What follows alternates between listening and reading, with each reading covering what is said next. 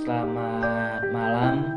Oke, perkenalkan nama gua Derry.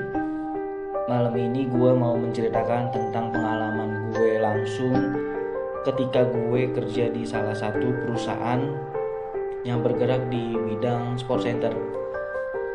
Jadi awal ceritanya perusahaan gue ini sedang mengadakan outing atau liburan ya untuk merayakan ulang tahun perusahaan gue. Kebetulan perusahaan gue punya owner perusahaan gue ini punya villa di puncak, dan beliau pun langsung mengajak seluruh staf yang ada di perusahaan tersebut untuk outing di villa beliau. Jadi waktu itu gue berangkat di hari Minggu. Gue ingat banget itu setelah pulang kerja jam 8 malam. Jadi gue itu selesai kerja itu jam 6. Dari jam 6 sampai jam 8 itu gue prepare, mulai dari persiapan ya barang-barang gue, apa aja yang mau disiapin, termasuk teman-teman gue juga gitu. Oke, jadi waktu itu gue berangkat jam 8 malam di hari Minggu ya. Dan gue pun nyampe di villa tersebut sekitar kurang lebih jam 12 malam. Karena waktu itu gue dan teman-teman gue kebetulan naik mobil dan memutuskan untuk tidak lewat tol, tapi untuk lewat jalan biasa aja, lewat jalan umum gitu loh. Karena kita kan tujuannya untuk outing, untuk liburan, jadi nikmati perjalanan ya kan. Karena kalau kita lewat tol kan ya yang kita lihat cuman mobil dan mobil ya kan. Sedangkan kalau kita lewat jalan biasa kan ya setidaknya kita bisa menikmatilah suasana jalan umum ya kan, macet-macetan dan lain-lain lah ya kan. Jadi waktu itu gue inget banget berangkat itu sekitar 5 mobil. Satu mobil itu berisi sekitar kurang lebih 8 atau 9 orang lah ya. Nah kebetulan karena gue dan teman-teman gue ini lewat jalan umum, jadi waktu di setengah jalan, yaitu di salah satu supermarket yang namanya itu Sevel, mungkin kalau dulu masih buka kali ya, karena ini kejadiannya tahun 2017 ya. Jadi untuk beristirahat sambil menunggu temen gua yang naik motor. Kebetulan ada satu orang yang naik motor gitu loh. Akhirnya ya udahlah, sambil menunggu temen gue yang naik motor itu, akhirnya ya kita istirahat juga lah di Sevel. Kebetulan juga ada anak-anak cewek yang ingin ke toilet untuk ya buang air kecil ya kan. Jadi sampai di villa itu gue jam sekitar kurang lebih jam 12 malam ya. Nah semua orang have fun banget tuh, termasuk gua. Karena kapan lagi kan kita liburan senang-senang, satu perusahaan dibayarin kantor lagi kan, dibayarin perusahaan, kita nggak ngeluarin duit sama sekali ya kan. Nah kebetulan ketika gue sampai di villa tersebut, ya buat gue sih, gue ngerasa kayak ada sesuatu yang aneh gitu loh. Karena mungkin ini bangunan lama kali ya, dan kebetulan juga mungkin si ownernya juga jarang banget gitu loh nempatin villanya ya kan. Kalau untuk keurus sih keurus gitu loh, dan kalau ditanya enak nyaman ya nyaman sih, karena itu villanya luas banget sih, kurang lebih itu 2 hektaran lah. Dan waktu gue nginep itu kebetulan penginapan cewek dan cowok itu terpisah gedungnya, tapi tetap masih dalam satu ruang lingkup itu di villa tersebut gitu loh. Karena kan luas itu tanahnya itu luas banget, kurang lebih 2 hektar yang tadi gue bilang ya. Jadi cerita pertama adalah ketika gue nyampe sana ya kan, sekitar jam 2 pagi ya kan. Itu villa tersebut mati lampu ya kan, mati lampu. Terus tiba-tiba terdengar dari suara kamar villa yang ditinggalin sama cewek-cewek, staf gue yang cewek, tiba-tiba ada kayak suara teriakan, tolong gitu kan. Lalu kami pun yang cowok-cowok pun keluar dari kamar masing-masing kan, untuk melihat kejadian atau menuju ke suara tersebut berasal ya kan. karena itu kan ada suara minta tolong, takutnya kan maling ya kan, karena itu mati lampu, takut banget gitu kan. Ya udah akhirnya kita semua cowok-cowok ya keluar dari kamar masing-masing menuju ke suara tersebut. Setibanya kita sampai, ternyata itu suara terdengar dari kamar di mana tempat para staf cewek gua menginap gitu kan. Akhirnya kami semua cowok-cowok akhirnya mendatangi ya kan, karena ya kami takut itu suara yang mungkin maling ya kan, ada orang minta tolong gitu mungkin maling. Jadi akhirnya kita semua datang sana. Ternyata pas kita datang sana ada temen gua yang bernama Fitri dan salah satu temennya ya kesurupan gitu loh. Lalu temen gua yang bisa ngobatin pun membawa temen gua yang kesurupan tersebut ke ruang tamu kan, untuk diobatin ya kan, untuk diobatin.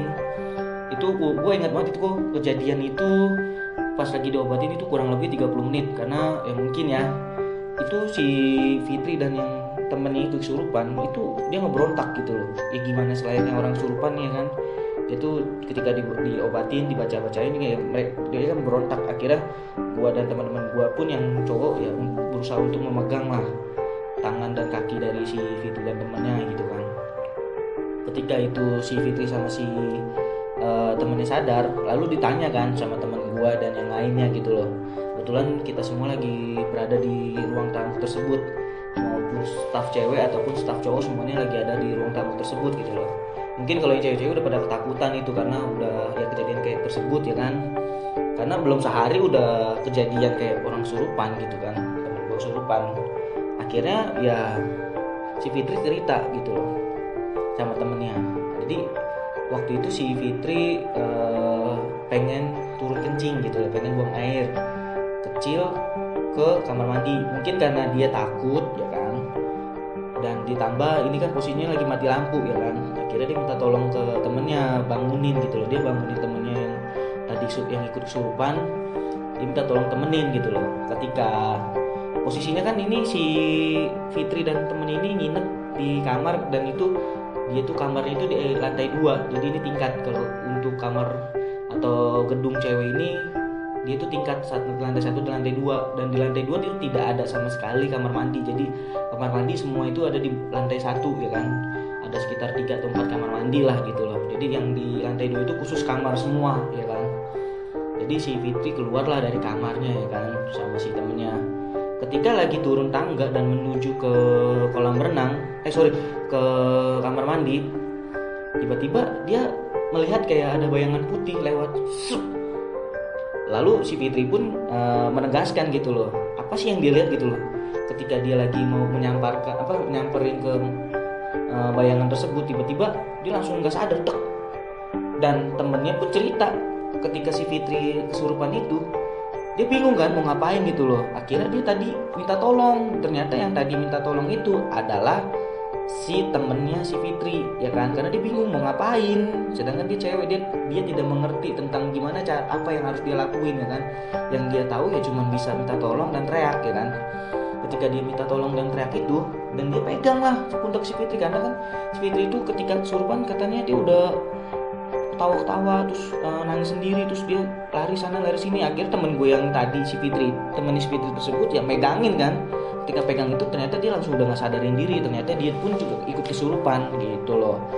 Nah jadi dari cerita tersebut gue udah langsung ngalamin, langsung ngebayangin kan, dalam hati gue langsung bilang, ini villa bener-bener kayak tadi yang gue bilang yang pertama kali gue datang. Ini villa kayaknya horor banget gitu loh, karena ya emang sih mungkin gedungnya gedung lama ya kan, ditanya juga mungkin halamannya juga luas, terus ditambah juga ya bersih sih, cuman ini horor banget gitu loh ya kan. Belum sehari guys, baru ya tadi nyampe jam 12 jam 2 itu cuma 2 jam tiba-tiba temen gue kesurupan ya kan.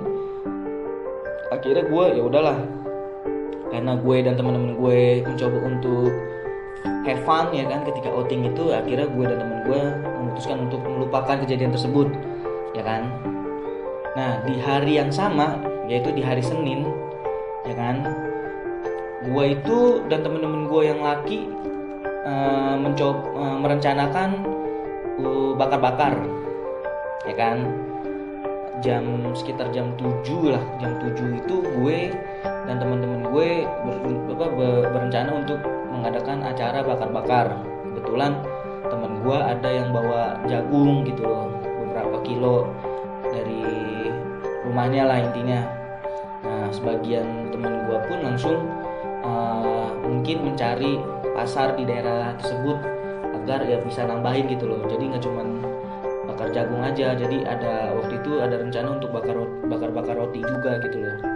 Ya akhirnya temen gue berusaha, yang sebagian ada yang pergi ke pasar untuk belanja kayak roti, keju, mesis dan lain-lain lah, dan bahan-bahannya lah. Dan sebagian ada yang beli areng, ya kan.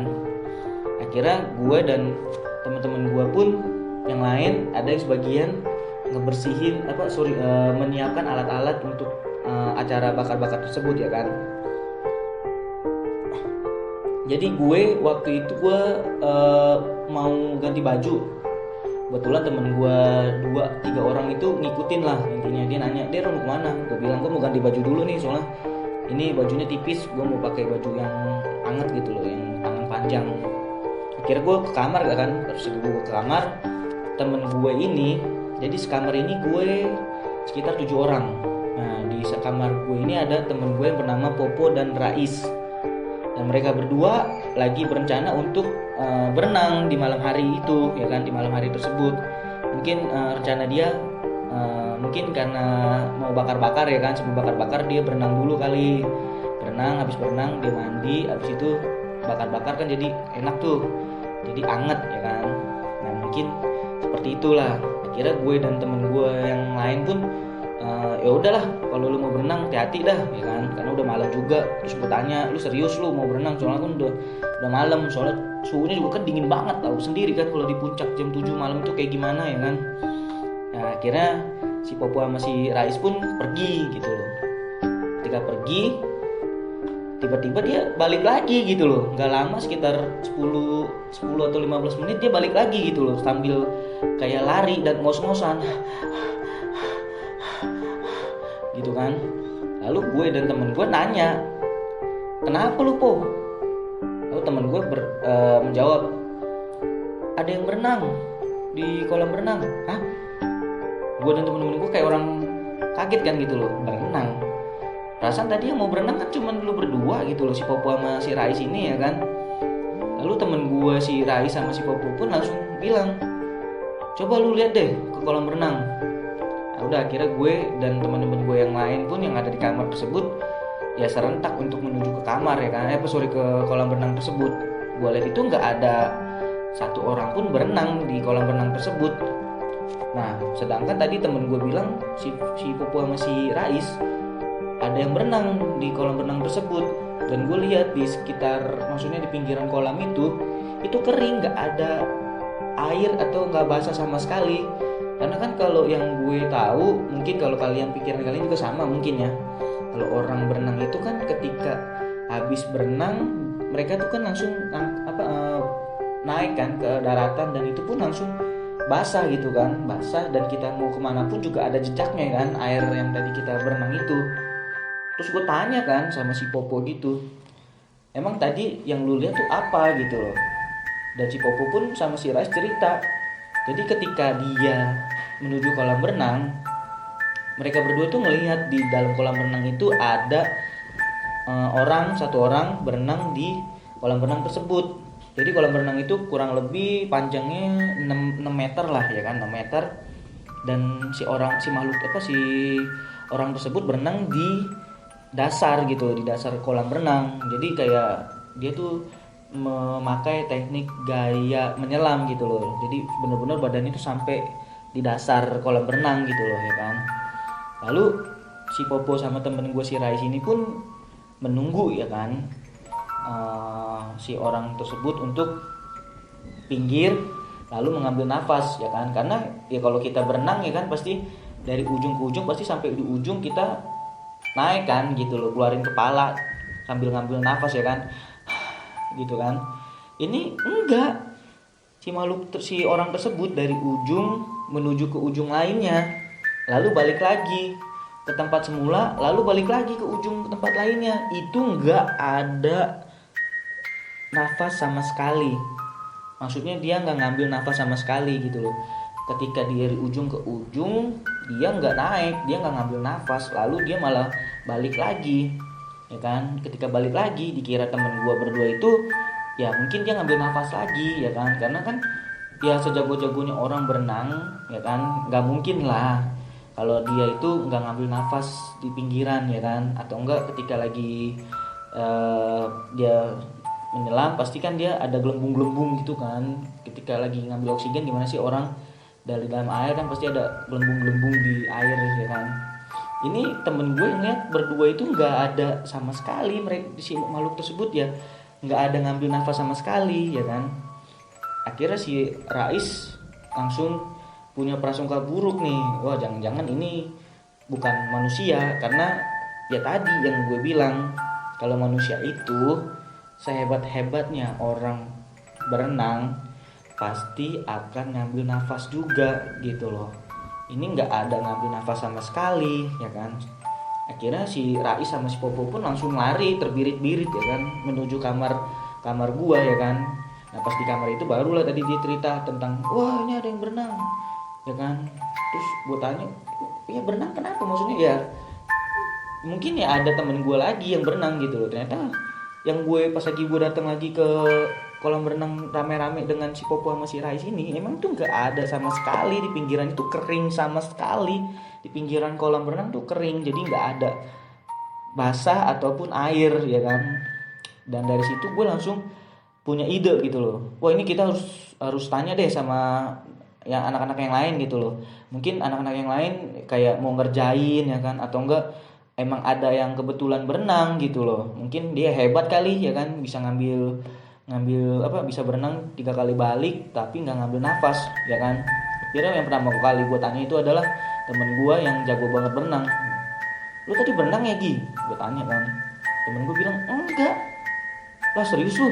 Iya, orang gue dari tadi di sini kok. Ya gue tanya satu-satu kan temen gue, ada gak yang berenang, ya kan, barusan. Dan mereka juga pas gue tanya satu-satu juga jawabannya sama gitu loh. Enggak, dari tadi gue nggak ada, nggak berenang dan gue di sini gitu loh. Ada yang lagi main kartu, ada yang lagi nyiapin bahan-bahan buat bakar-bakar, ada yang cewek juga lagi pada di kamar, ya kan, sambil menunggu acara bakar-bakarnya, ya kan. Lalu dari situ gue langsung nonton memikir, wah berarti tadi yang dilihat sama teman gue berdua, si Popo sama si Rais, itu beneran bukan orang. Karena ya tadi makhluk, mungkin ya makhluk penjaga kolam renang tersebut gitu loh. Karena gila itu lihai banget sih kalau buat gue. Yang tadi gue bilang nggak mungkin lah orang bisa 3 kali bolak-balik tapi nggak ngambil nafas sama sekali gitu loh. Lalu gue lihat dari si Rais sama si Popo pun juga, mereka kayak orang tegang dan kaget, ya kan, masih ngos-ngosan dan masih masih memikirkan kejadian yang tadi mereka lihat gitu kan. Lalu gue tanya, ya udah nggak apa-apa, nggak usah di ini, nggak usah dipikirin. Gimana nggak lu pikirin, kata si Rais sama si Popo. Itu tadi kalau misalkan gue tadi udah nyelam gitu loh, gue udah nyelam sama si Rais, mungkin kejadiannya beda gitu loh.